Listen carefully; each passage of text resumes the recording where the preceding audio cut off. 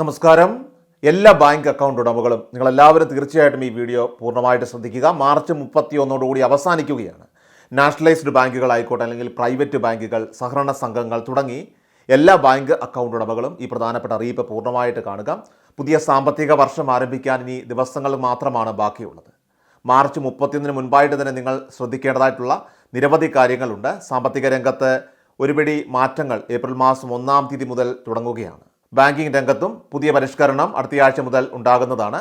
ATM ഉപയോഗം തുടങ്ങി minimum balance വരെയുള്ള കാര്യങ്ങളിൽ പോലും പുതിയ മാറ്റങ്ങൾ എല്ലാവരും തന്നെ അറിഞ്ഞിരിക്കേണ്ടതാണ്. ഇല്ലെങ്കിൽ നിങ്ങളുടെ പോക്കറ്റ് കാലിയായേക്കാം. എന്തൊക്കെയാണ് എല്ലാവരും ശ്രദ്ധിക്കേണ്ടതെന്ന് നമുക്ക് നോക്കാം.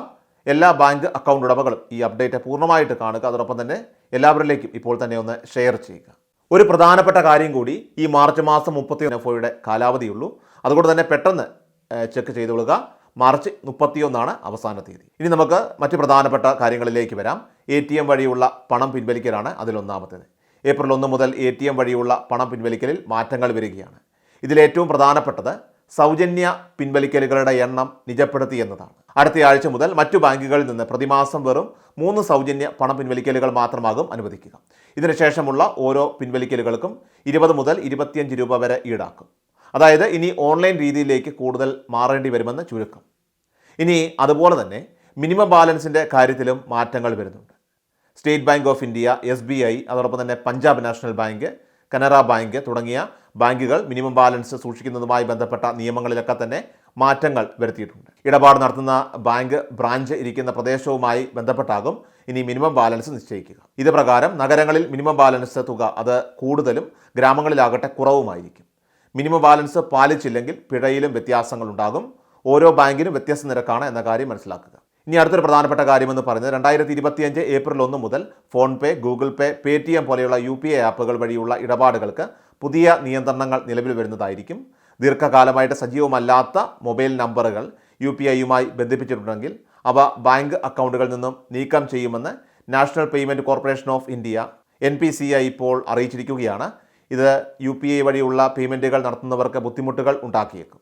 നിങ്ങളുടെ ബാങ്ക് അക്കൗണ്ടുമായിട്ട് ബന്ധിപ്പിച്ച മൊബൈൽ നമ്പർ അത് സജീവമല്ലെങ്കിൽ, അല്ലെങ്കിൽ അത് ദീർഘകാലമായിട്ട് റീചാർജ് ചെയ്തിട്ടില്ല എങ്കിൽ ആ നമ്പർ ഇപ്പോഴും നിലവിൽ സജീവമാണോ എന്ന് ടെലികോം ദാതാവിനെ, അതല്ലെങ്കിൽ ജിയോയോ അല്ലെങ്കിൽ എയർടെൽ, BSNL തുടങ്ങിയവയൊക്കെ ആയിട്ട് ബന്ധപ്പെട്ട് നിങ്ങളെല്ലാവരും തന്നെ ഉറപ്പാക്കേണ്ടത് പ്രധാനമാണ്.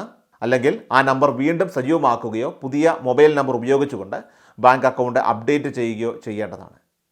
ഉപയോഗമില്ലാത്ത മൊബൈൽ നമ്പറുകളുടെ വിവരങ്ങൾ എല്ലാ ആഴ്ചയും പരിഷ്കരിക്കണമെന്ന് NPCI ബാങ്കുകൾക്കും UPI ആപ്പുകൾക്കും ഇപ്പോൾ നിർദ്ദേശം നൽകിയിട്ടുണ്ട്.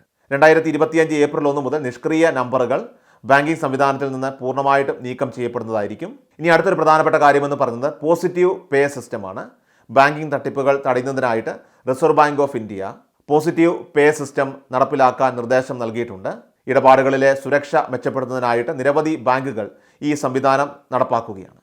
50,000 രൂപയ്ക്ക് മുകളിലുള്ള ചെക്കുകൾ നൽകുന്ന ഉപയോക്താക്കൾ അവർ നൽകുന്ന ചെക്കുകളുടെ പ്രധാന വിവരങ്ങൾ ബാങ്കിന് നൽകേണ്ടതായിട്ടുണ്ട്. ഇനി അടുത്തൊരു പ്രധാനപ്പെട്ട കാര്യമെന്ന് പറയുന്നത് റിസർവ് ബാങ്ക് റിപ്പോ നിരക്ക് കുറച്ച പശ്ചാത്തലത്തിൽ സ്പെഷ്യൽ ഫിക്സഡ് ഡെപ്പോസിറ്റ് സ്കീമുകൾ ബാങ്കുകൾ തുടരാനുള്ള സാധ്യത കുറവാണ്. RBI മുഖ്യ പലിശ നിരക്ക് കുറയ്ക്കുന്ന മുറയ്ക്ക് വൈകാതെ തന്നെ സ്ഥിര നിക്ഷേപങ്ങളുടെ പലിശ നിരക്കും കുറയ്ക്കുന്നതാണ് ബാങ്കുകളുടെ രീതി എന്ന് പറയുന്നത്.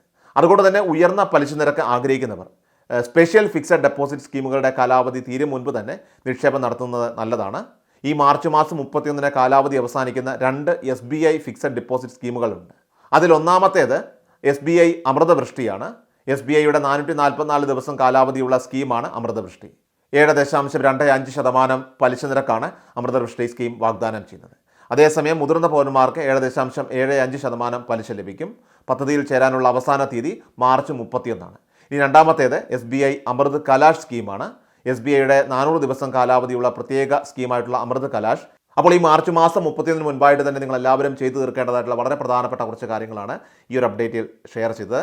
എല്ലാവരിലേക്കും ഇപ്പോൾ തന്നെ ഈ അപ്ഡേറ്റ് മറക്കാതെ ഷെയർ ചെയ്യുക. കൃഷൽ മീഡിയ എല്ലാ ദിവസവും വാർത്തകളും അറിയിപ്പുകളും ലഭിക്കുന്നതിനായി ചാനൽ സബ്സ്ക്രൈബ് ചെയ്യുക. വീഡിയോയുടെ നോട്ടിഫിക്കേഷൻ ഉടൻ ലഭിക്കുന്നതിനായി ബെൽ ഐക്കൺ അമർത്തുക.